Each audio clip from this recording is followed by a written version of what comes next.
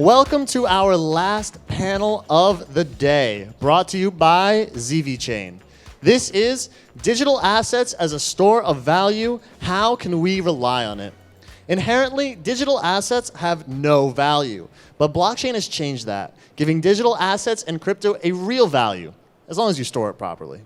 How reliable are digital assets as a store of value, and will that value potentially increase as time goes by? If you have any questions for the panel, please go to slido.com, enter the code BlockShow2019, select stage 1, scan the QR code that appears on the screen, and simply write down your question.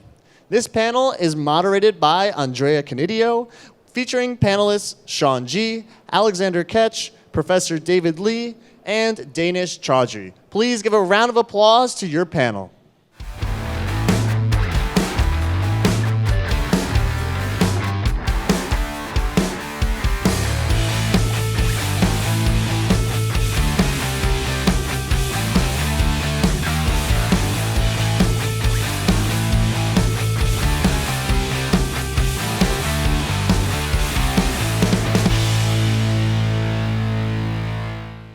Okay, thank you very much for sticking around until the very end. My name is Andrea Canidio. I'm professor of economics at IMT School of Advanced Study and at INSEAD.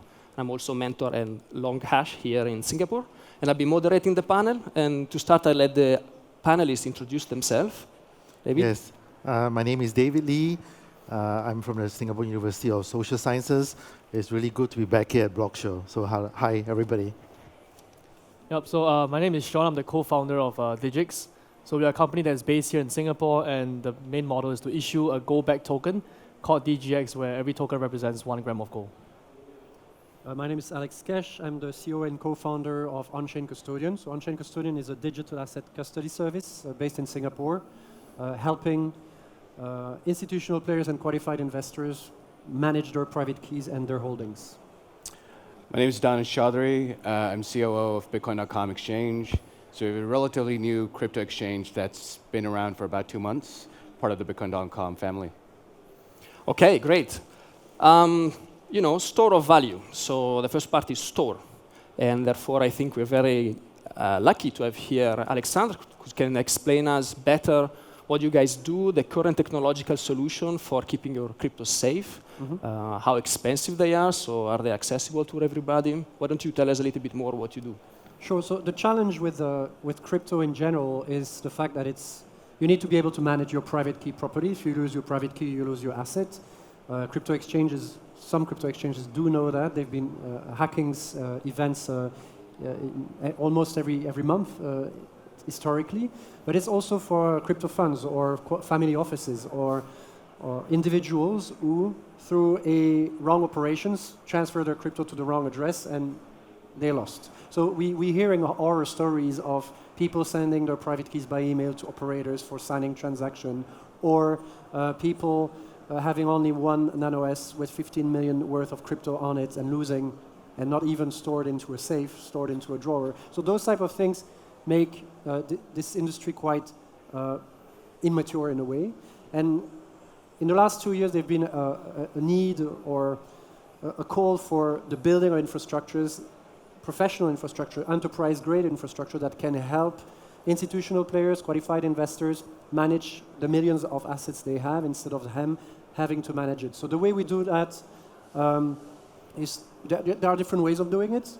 We're using a multi-sig cold storage mechanism and a warm storage based on HSM, so a hardware secure module that we're using the IBM HSMs because they're level 4 certified, FIPS certified, they're the best on the market.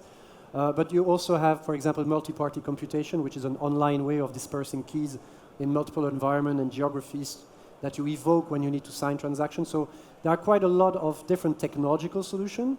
That's all good.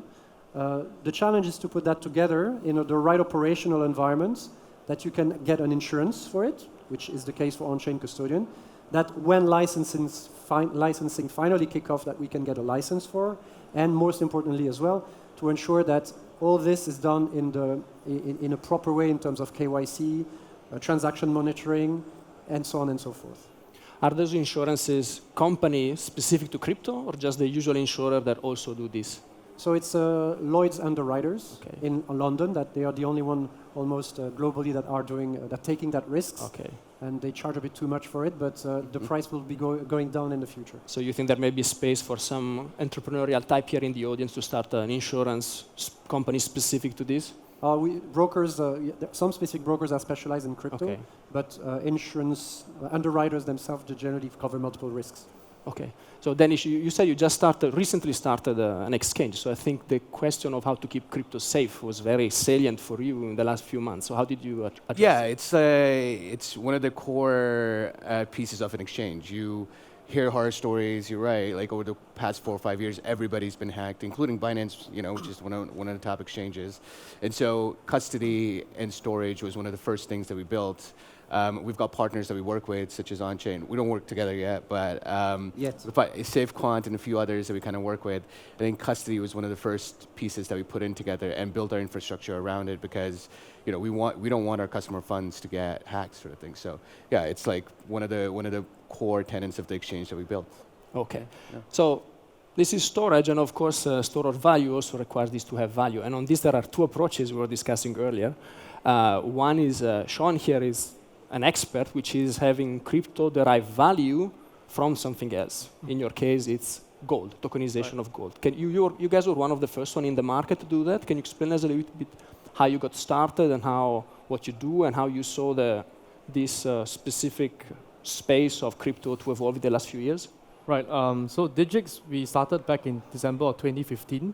Probably one of the earlier projects on Ethereum out there. So the main objective since then to today has always been the same, which is to tokenize gold. And we saw that the risk of having cryptocurrencies, whether it's volatility, custody, storage, or even trading activities, is something that weigh in people's mind quite a fair bit. So the initial objective is to create an asset that could help people diversify away from volatility and buy into a rather more risk-free asset. So gold itself has been traditionally known as a universal store of value, which is what Bitcoin was in a way designed to be as well, right? The idea of digital gold on the blockchain. So where we actually come from is that we realize not many customers out there who buy gold, like traditionally speaking, would appreciate what Bitcoin is. Vice versa, people who buy Bitcoin may not appreciate what gold is. So there are two different sets of customers that we're looking at here. One who is a very crypto-centric audience, people who will trade on exchanges, people who will appreciate on-chain custody. And then you have the other set of guys who don't believe in the new innovative ways of making money. So we cater ourselves to do these two kind of audience to try to tell them that you could, for the very first time, own a digital asset that represents gold bars that sits here in Singapore and is available for redemption. So this project itself, we allow also people to take physical delivery. You could then, for the very first time, go from digital asset to physical asset in its own lifetime. Okay, and you guys also have a problem of storage and custodian, but of a very different sort. Yes, so my form of custodialship is entirely different from probably what Alex would provide for his customer. When I work with people who vault my gold, they have a physical location in the sense that they have the vaults, insurance that's assigned to it. So I would say the governance of that kind of custody is a little bit more different to what they have on the digital side of things, where you're dealing with either private keys or dealing with things that are intangible in nature. So the insurance policies for obviously or gold bars and stuff, they're all entirely different, a lot cheaper for sure, because you deal with a safe country like here in Singapore itself where security cost is quite minimal as compared to other parts of the world. That's where we are able to actually give to the customer a much better pricing at the same time. Yeah. Okay. David, what's your take on tokenization as a way to have crypto acquire value? I think tokenization is very important. When we talk about digital assets, there are so many different kinds of assets. A lot of time when we talk about tokenization, we tend to think about those liquid securities or debts, and we try to tokenize that. But there are a lot out there which like Sean, who is on commodity, and then we could actually tokenize livestock, tokenize agriculture product, we can tokenize everything else, carbon, air, and so on. So if you think much deeper, a lot of people are excluded from the financial and economic system, right? And we are all trading on a set of securities and debt which we are familiar with. This is just a small set of them. But there are a lot of other assets in this world, which is in existence in everywhere, but they are not in the financial market. So tokenization has this very important function of bringing those excluded people, excluded assets back to our economic and financial system. I think that is the most important part of tokenization. Okay. I'd like to add on this point that I think tokenization is not a very new concept. But what is new here is that for the very first time, tokens can be interoperable. You could use it to trade for something else without going through, let's say, an intermediary or without going through someone that facilitates it, for example. Right? We are used to things like tokens, like mileage points in your frequent flyer program. You have different loyalty point systems. You even have like payment points within your own economy. What I think is really new and game-changing here is the accessibility to allow more economies to overlap with each other and to share the kind of value, whether is it a community value or is it trading or even swapping of goods and services between each other. Yeah, so I think that's where tokenization is innovative. It is still traditional in the sense that a lot of things still represent an underlying, whether are they miles or are they gold or are they, livestock, for example. Yeah. I think what you bring up is especially relevant when you tokenize things of low value, where otherwise the transaction cost in traditional systems would be too high, and you really could not do that. And that's why, blockchain has this amazing potential to bring financial inclusion. Right. You are an expert of this. So I think digitization is just digitizing it. Yes. So then we have digitalization, which is new business model to do with digital asset. So personal data is also digital asset. Of course. But it doesn't have to be decentralized. So what Sean is saying is that tokenization that we define now has got to do with decentralization, distribution of trust, which is very important because that lower the cost of trying to define an asset in a non-traditional way. In a traditional way, if you want to digitize a cow, you will then have to form a company and then you digitize the shares. But now you can go directly using technology, if IoT, and then you can actually tokenize a cow, and then have cow token. Cow token. Right, and then you distribute onto the trust is distributed into the entire blockchain, and that lower the cost of forming what was originally required as a legal entity. So we do not need a legal entity now, but the token itself can be eventually a legal entity, and that's where I think the Onchain will start looking into that.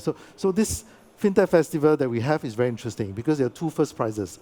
The first prize has gone to Onchain, which is custody, and the other first prize has gone to the cow token, livestock token. So they're linked together. So even the central bank here can see where the digital asset as a store of value. And of course, when you start to do token swap, that's when Sean come in because that is the commodity that is being tokenized and it's all distributed, and then you can do token swap. I think that, and then of course on top of that is smart contract. But sometimes people wonder why would you tokenize a cow? And I mean, it's all about collateral, right? It's being able to secure collateral for a loan. So that's the project that you're talking about is doing exactly that. Or they allow farmers to tokenize cows, giving a value to their cows, and that value can be recognized by a bank who will accept to give financing to that farmer to do whatever project he has in mind. And that's amazing in terms of financial inclusion. Which is what on-chain is so important, because once on-chain is there and the insurance come in, then the borrowing costs will actually go down. So that is there's a network effect and there's a feedback effect, which make everything very interesting, because these are the things that we seldom talk about in the financial market, because we trade big items, right? Yeah. We trade something huge, but there are a lot of small items up there in aggregation.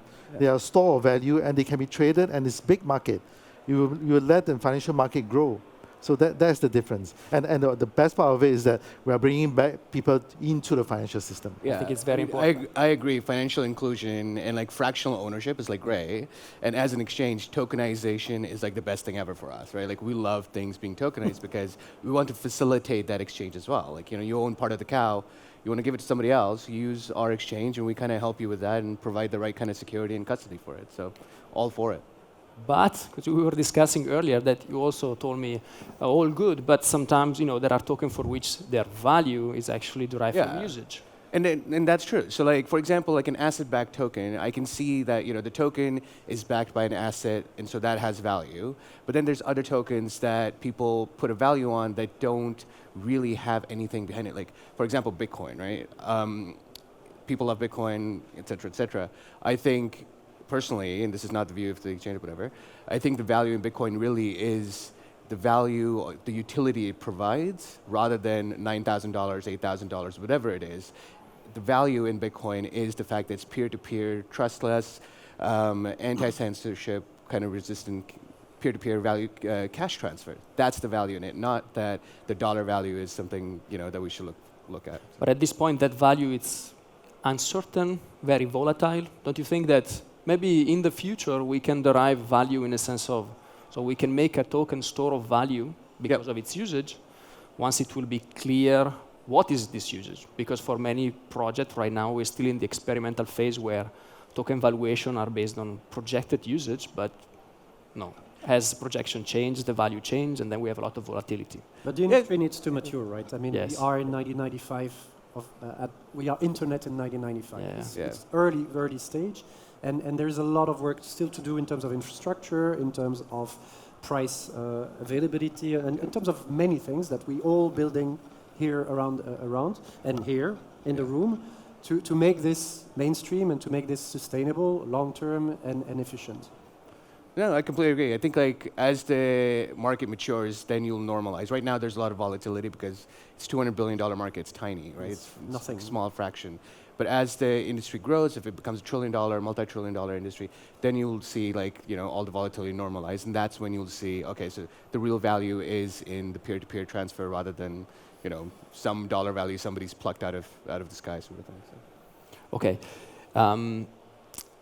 Another interesting question, topic that emerges a lot, which is, okay, to make crypto a good store of value, we need to reduce volatility so that people don't buy crypto one day and they find half of it tomorrow or twice.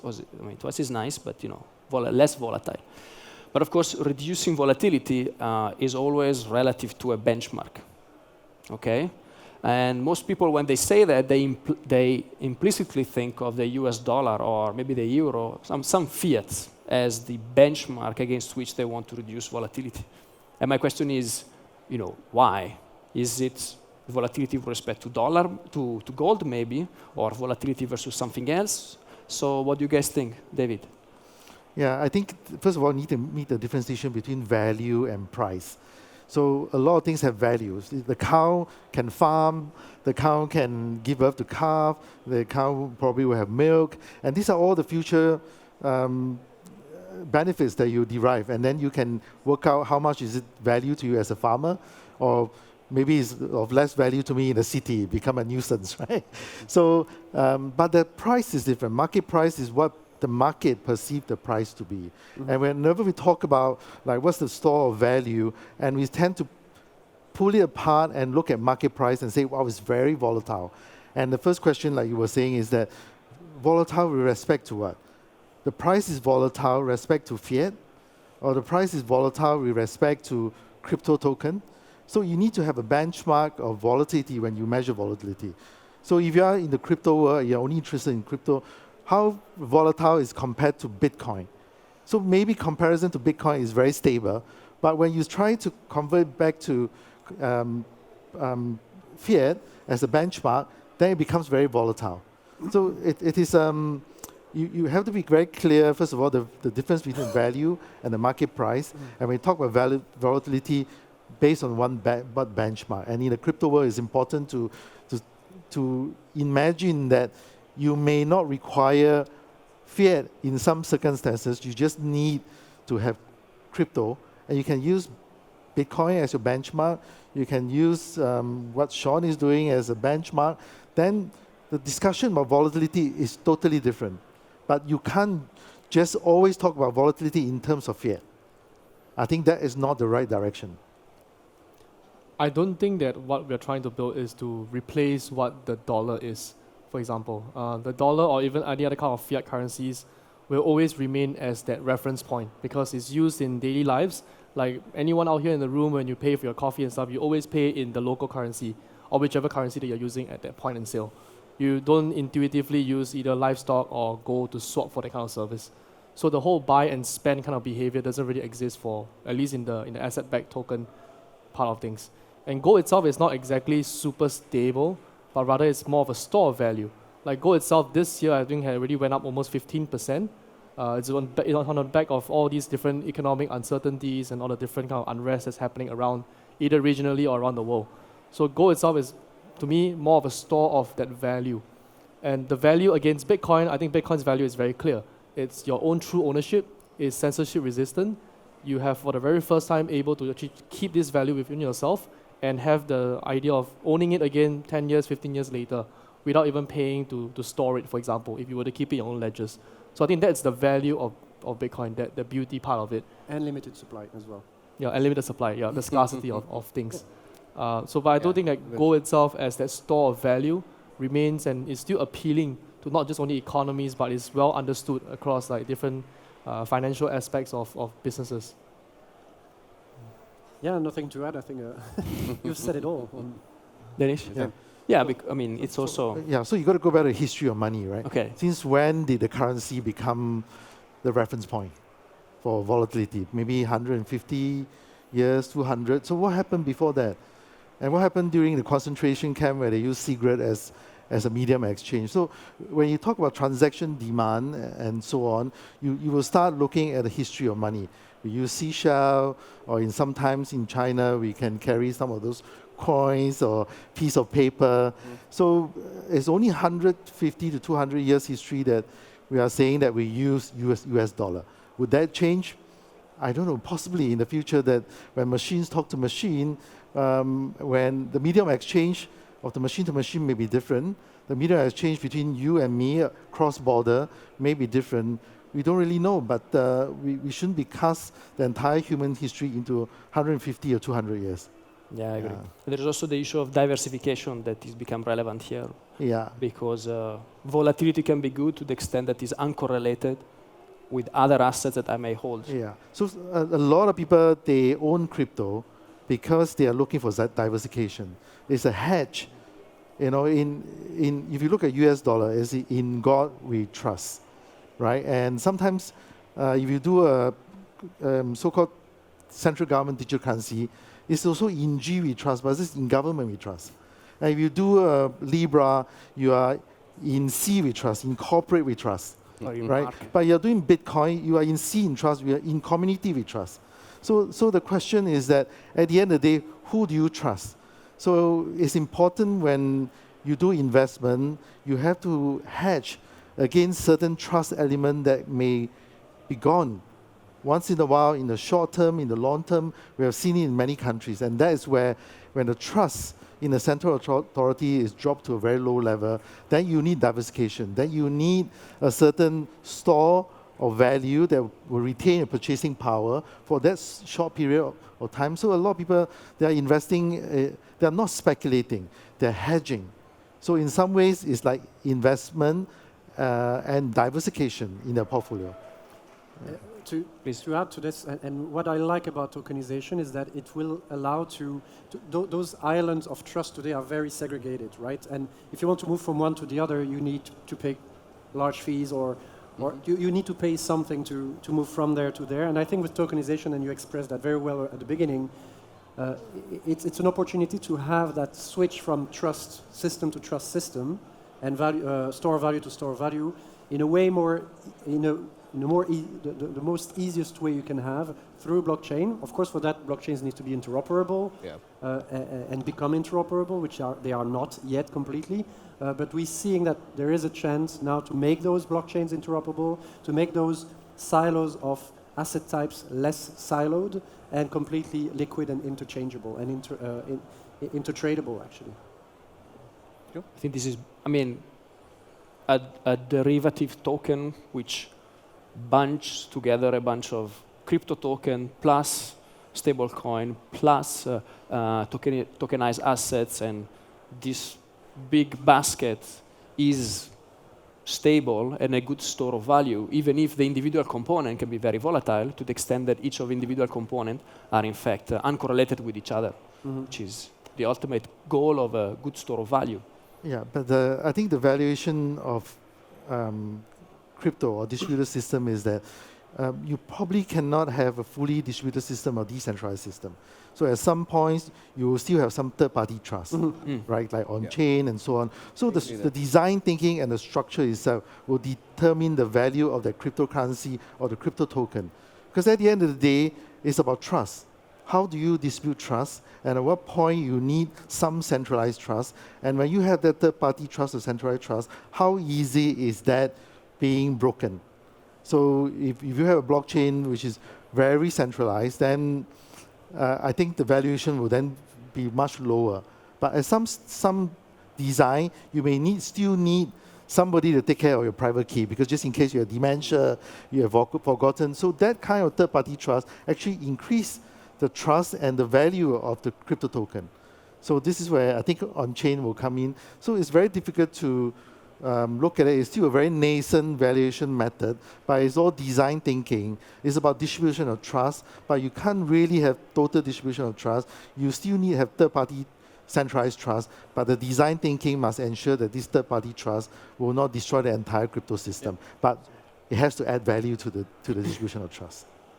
Actually, this is a very interesting discussion that leads me to the next question, which is I personally spend some of my time talking to developers building their own blockchain protocols and with associated tokens. And a lot of them, when I say I'm an economist, they start asking, oh, can you tell me a system by which I can do some sort of automatic monetary policy built into the supply of the tokens so that it sort of stabilizes the price automatically? That they're very worried that their token may be too volatile and want to build it into the protocol, some stabilization. And I usually reply, okay, look, do you know that we have very well-developed system in finance to manage volatility, like an airline that is very exposed to the volatility of the price of oil will buy some sort of, I don't know, swaps or some financial derivative to ensure that overall it's stable, so it's like not too volatile.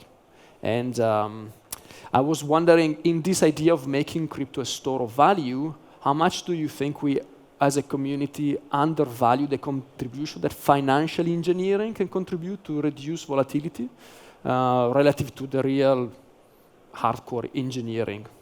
I think that there's a lot of parallel sense from where we see the traditional financial world and all the different kind of products and derivatives they've been doing. So if you were to go into a bank today, whether you're a consumer banker or you want to get involved in corporate banking, you can buy structured products or you can buy different kinds of swaps, futures and stuff. Shops or rather companies in Singapore like QCP Capital, these are the kind of guys that have been offering that kind of products to the customer to sort of manage their volatility, at the same time have them have a view of where they think the asset is going. So a lot of this financial engineering are extremely and getting very innovative here. And I do think that you see even from the price of the token itself, whether it's a Bitcoin or Ethereum, prices move according to when certain options or futures are expiring. And it's the same exact kind of behavior you have even in the traditional commodities exchanges. Yeah. But this is a piece that's being built right now, right? I think it's growing. Together with the It's early stage. Custodian. Yeah. Okay. Yeah. So the previous panel was talking about lending and borrowing around crypto. Derivative products exist already on crypto, not at the extent that it exists in the traditional finance, but it's just traditional way of de-risking or hedging that makes sense to apply to crypto. It's just understanding how it functions in the world of crypto and making sure that it's built properly, and that we're not talking about over, for example, 100x type of leverage in some exchanges. Is it really necessary, or is it gambling? So those type of discussion we can have, and again, we are the beginning, and we'll see how this industry will evolve with accidents and incidents, with issues, but also with great moments.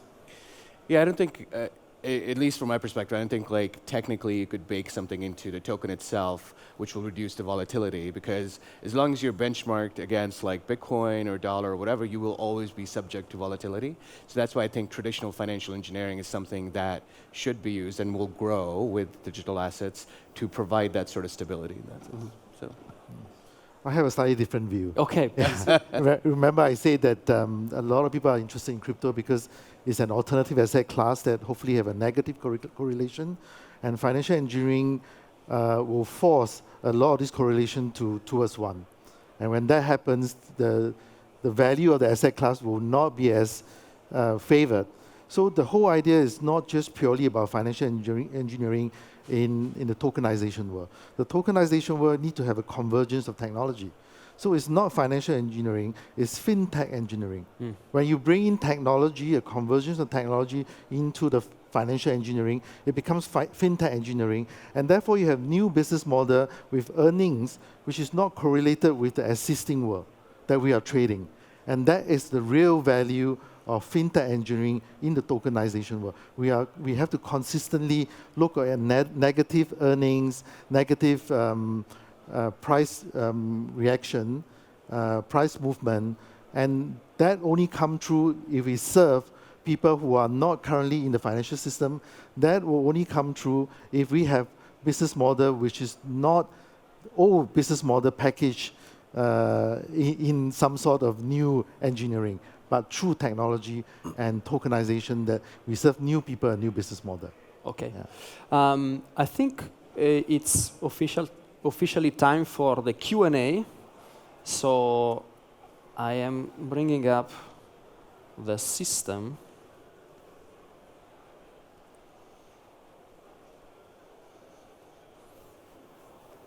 So you can go on Slido and enter the code BlockShow 2019.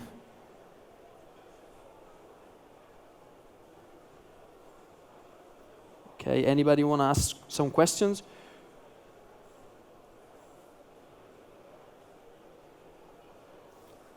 So there is a question that, yeah, so I don't fully understand it, but I can read it out. Maybe you can help me. Our friend from Bitcoin.com said that he sees value in transactions and use of the network, but do we buy groceries using gold? I think the whole point was to distinguish between two ways in which something acquires value. Well, I mean, like, people used to use gold back in the day for exactly that purpose, right? So As you said. I think that's where the value of gold was. The gold was a means of value transfer, which was before fiat existed or whatever. So I'm kind of liking it. It's like saying, yeah, gold was used to buy groceries. It's just the market's evolved now towards a fiat, so there's a different... Yeah, in fact, indirectly. When currency was linked to gold, you would use currency to buy stuff. Yeah. And currency was an early tokenization method. But with tokenization, we might end up again buying groceries with gold, your tokens maybe, or maybe we might end up buying groceries with an investment, a real estate investment tokenized into a wallet that I'm able to use to do a payment. Yeah. That's the future, in my view, is tokenization will enable that cross-asset value exchange with no frontier and no technological challenges anymore, to the point that we will be able to exactly to do that, buy groceries with any type of token in 5, 10, 15 years from now, I don't know when. There is another question. Multiple questions all at once. Okay.